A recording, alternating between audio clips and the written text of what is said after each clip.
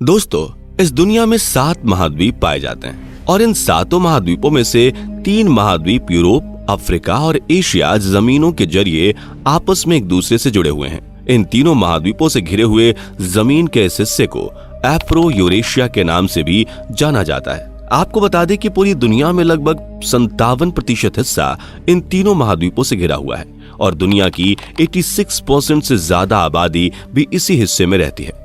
वैसे तो एशिया महाद्वीप जमीन के जरिए अफ्रीका और यूरोप दोनों ही महाद्वीपों से जुड़ा हुआ है, लेकिन अगर बात की जाए अफ्रीका और यूरोप के बीच की, तो इन दोनों ही महाद्वीपों के बीच कोई भी जमीन नहीं पाई जाती है। 2018 की रिपोर्ट के मुताबिक यह बताया गया कि यूरोप महाद्वीप के हिस्से में लगभग 751 मिलियन से भी ज्यादा की आबादी रहती है और ये महाद्वीप पूरी दुनिया की अर्थव्यवस्था में 25% तक का योगदान देता है। वहीं दूसरी तरफ 2021 की एक रिपोर्ट के मुताबिक बताया गया है कि अफ्रीका महाद्वीप में 1.4 बिलियन की आबादी रहती है और ये महाद्वीप पूरी दुनिया की अर्थव्यवस्था में 3.9% का योगदान देता है। फिर भी इन दोनों विशाल महाद्वीपों की जनसंख्या को एक दूसरे से जोड़ने के लिए कोई भी जमीनी हिस्सा नहीं है। इसके अलावा यहाँ गौर फरमाने वाली बात यह है कि इन दोनों महाद्वीपों के सबसे करीबी बिंदुओं के बीच की दूरी मात्र 14.3 किलोमीटर है और आज की एडवांस टेक्नोलॉजी के हिसाब से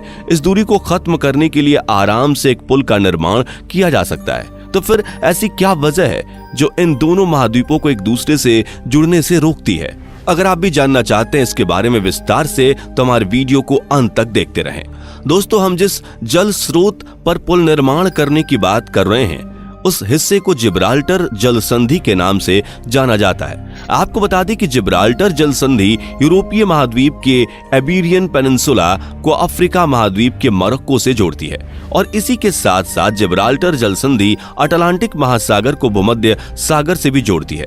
जिब्राल्टर जल संधि दुनिया के सबसे व्यस्त जलमार्गों में से एक है। ऐसा इसलिए क्योंकि हर दिन लगभग 300 जहाज और हर 5 मिनट में कम से कम एक जहाज इस जलमार्ग से गुजरता है। जिब्राल्टर जल संधि के उत्तर की तरफ यूरोप का स्पेन देश है, वहीं दक्षिण की तरफ अफ्रीका का मोरक्को देश है और इन दोनों ही देशों के सबसे करीबी बिंदु की बात करें तो वो हिस्सा स्पेन का ट्राफिया बिंदु और मोरक्को का साइरस बिंदु है, जिनके बीच की दूरी 14.3 किलोमीटर है। अफ्रीका और यूरोप से आने वाले जहाज 14 किलोमीटर की इस दूरी को लगभग आधे घंटे में ही पार कर लेते हैं, लेकिन यहाँ किसी भी पुल का निर्माण न हो पाने की वजह से ट्रेन या अन्य कोई वाहन इस बिंदु को पार नहीं कर पाते। यही कारण है कि इन दोनों महाद्वीपों का व्यापार केवल समुद्री जहाजों पर ही टिका हुआ है। हालांकि इन दोनों महाद्वीपों के बीच पुल का निर्माण न होने के कई कारण बताए जाते हैं, जिनमें से पहला कारण यह बताया जाता है कि 19वीं सदी में अफ्रीका और यूरोप महाद्वीप को आपस में जोड़ने के बारे में सोचा गया था और एक पुल का निर्माण करने के लिए जिब्राल्टर जल संधि का जलमार्ग पूरी तरह से रोक दिया गया था, जिससे कि अटलांटिक महासागर और भूमध्य सागर दोनों अलग हो जाएं और जिब्राल्टर जल संधि के बंद होने के बावजूद भी यहां आसानी से जहाज आ जा सके। लेकिन उस समय टेक्नोलॉजी इतनी ज्यादा विकसित नहीं हो पाई थी और इसी वजह से ये प्रोजेक्ट कुछ समय के लिए रद्द कर दिया गया। इसके बाद साल 1920 में एक जर्मन इंजीनियर हार्मन सोरगेल ने एक बार जिब्राल्टर जल संधि पर एक पुल का निर्माण करने की योजना बनाई। हार्मन सोरगेल ने इस प्रोजेक्ट का नाम अटलांट्रोपा प्रोजेक्ट रखा। अटलांट्रोपा प्रोजेक्ट के मुताबिक जिब्राल्टर जल संधि पर 18 मील लंबा पुल बनाया जाना था।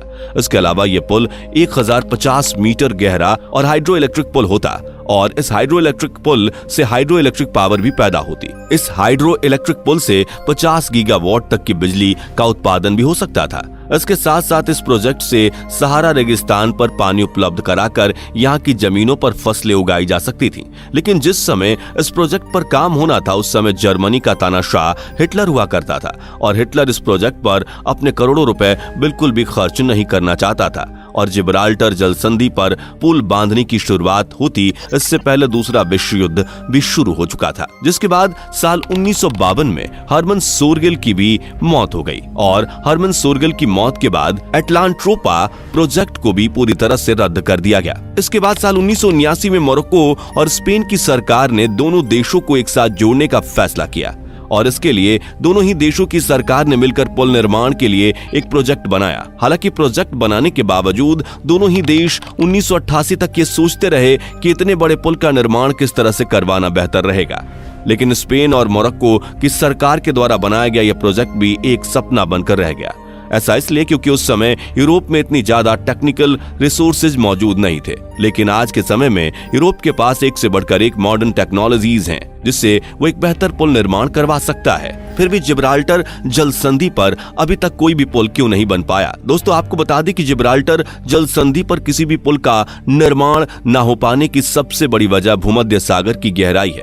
ऐसा बताया जाता है कि भूमध्य सागर के अंदर की गहराई बिल्कुल भी समतल नहीं है। इस गहराई में बहुत सी छोटी बड़ी ऊबड़ खाबड़ चट्टानें हैं। कहा जाता है कि समुद्र में किसी हिस्से की गहराई 300 मीटर है तो किसी हिस्से की गहराई 900 मीटर है और बहुत से क्षेत्रों की गहराई तो 3280 फुट से भी ज्यादा है। यानी दोस्तों यह भी कह सकते हैं कि समुद्र के अंदर कई ऐसे क्षेत्र हैं जिनकी गहराई 3 एफिल टावर्स की लंबाइयों से भी ज्यादा है। इसके साथ साथ ऐसा बताया जाता है कि बांग्लादेश की पद्मा नदी पर बनाया गया पुल दुनिया में अभी तक का सबसे गहरा पुल है और समुद्र के अंदर इसके खंभे की गहराई लगभग 122 मीटर तक है। इसलिए अभी भी एडवांस टेक्नोलॉजी के हिसाब से 900 मीटर की गहराई वाले पुल का निर्माण करवाने में बहुत ज्यादा लागत आएगी। इसके साथ ही कई विशेषज्ञों का मानना है कि पूरी दुनिया में अभी तक इतने गहरे पुल का निर्माण कहीं भी नहीं किया गया है और इतने गहरे पुल का निर्माण करवाना दोनों ही देशों के लिए एक नुकसान भरा सौदा हो सकता है। अफ्रीका और यूरोप महाद्वीप का जल मार्ग दुनिया के सबसे व्यस्तम जल मार्गों में से एक है और इस पुल के नीचे से गुजरने वाले जहाजों के लिए पुल की ऊंचाई भी काफी ज्यादा रखनी पड़ेगी और 900 मीटर गहरे और 400 फीट ऊंचे पुल का निर्माण करवाना काफी खर्चीला होने के साथ साथ लगभग नामुमकिन जैसा है और दोनों ही देशों की सरकारें इतना ज्यादा खर्च भी नहीं उठाना चाहती और ना ही इस पुल का निर्माण करवाने में किसी भी तरह का जोखिम उठाना चाहती हैं। जैसा कि दोस्तों ये बताया गया है कि जिब्राल्टर जल संधि अटलांटिक महासागर को भूमध्य सागर से जोड़ती है, जिस वजह से इस जल संधि के बीच की समुद्री धारा का बहाव काफी तेज होता है। भूमध्य सागर से आने वाली तेज धाराएं पश्चिमी दिशा में समुद्र के नीचे बहती हैं और साथ ही अटलांटिक महासागर से आने वाली तेज धाराएं पूर्व दिशा की ओर भूमध्य सागर की धाराओं के ऊपर बहती हैं। इस कारण जिब्राल्टर जल संधि के क्षेत्र में बहुदिशात्मक धाराओं का बहाव होता है और ऐसे में यहाँ एक पुल का स्थिर खड़ा रहना बेहद ही मुश्किल है। दोस्तों जिब्राल्टर जल संधि पर पुल का निर्माण न हो पाने की यही सबसे बड़ी वजह है। इसके अलावा कई इंजीनियरों का ऐसा मानना है कि अगर जिब्राल्टर जल संधि पर एक पुल का निर्माण करवाया गया तो इसका खर्चा तकरीबन 5 से 6 हजार बिलियन डॉलर तक आ सकता है।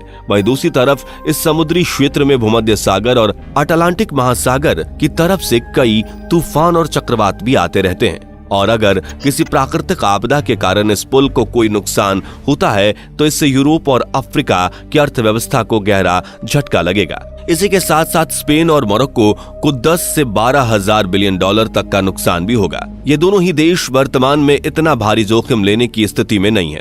दोस्तों ये भी एक ऐसी वजह है जिसको लेकर दोनों देशों ने अभी तक जिब्राल्टर जल संधि पर किसी भी पुल का निर्माण नहीं करवाया है। इसके अलावा इन दोनों देशों ने जिब्राल्टर जल संधि पर पुल के बजाय एक अंडर वाटर टनल का निर्माण करवाने की भी योजना बनाई है। लेकिन दोनों ही देशों का ऐसा मानना है कि अंडर वाटर टनल दोनों देशों को जोड़ने के लिए बिल्कुल भी सुरक्षित तरीका नहीं है, क्योंकि जिब्राल्टर जल संधि में समुद्री क्षेत्रों की गहराई बिल्कुल भी समतल नहीं है और बहुत ही ज्यादा उबड़ खाबड़ है। इसलिए जिब्राल्टर जल संधि पर एक अंडर वाटर टनल का निर्माण करवाना भी नामुमकिन है। इसी के साथ साथ ऐसा बताया जाता है कि जिब्राल्टर जल संधि के समुद्री क्षेत्र की गहराई में मौजूद चट्टानें काफी ज्यादा मजबूत हैं, जिन्हें काट पाना लगभग नामुमकिन है और इस समुद्री क्षेत्र में अक्सर तूफानों का आना जाना लगा रहता है, जिससे भूकंप के केवल एक झटके से ये अंडर वाटर टनल पूरी तरह से बर्बाद हो सकती है और फिर स्पेन और मोरक्को द्वारा बनाई गई अरबों की लागत यूं ही मिट्टी में मिल जाएगी। इसलिए जिब्राल्टर जल संधि के क्षेत्र में टनल बनाने का यह विचार साफ साल 1975 में ही रद्द कर दिया गया था। तो दोस्तों ये थे वो कारण जिस वजह से अभी तक जिब्राल्टर जल संधि पर किसी भी तरह के पुल या टनल का निर्माण नहीं हो पाया है। वैसे दोस्तों कमेंट करके बताइए कि आज की हमारी जानकारी आपको कैसी लगी। तो दोस्तों हम उम्मीद करते हैं कि आज का हमारा ये इंटरेस्टिंग वीडियो आपको जरूर पसंद आया होगा। अगर हाँ तो वीडियो को लाइक करके अपने दोस्तों के साथ शेयर करना ना भूलें और ऐसी और वीडियोस के लिए इस चैनल को सब्सक्राइब करके बेल नोटिफिकेशन को भी जरूर ऑन कर लें। धन्यवाद।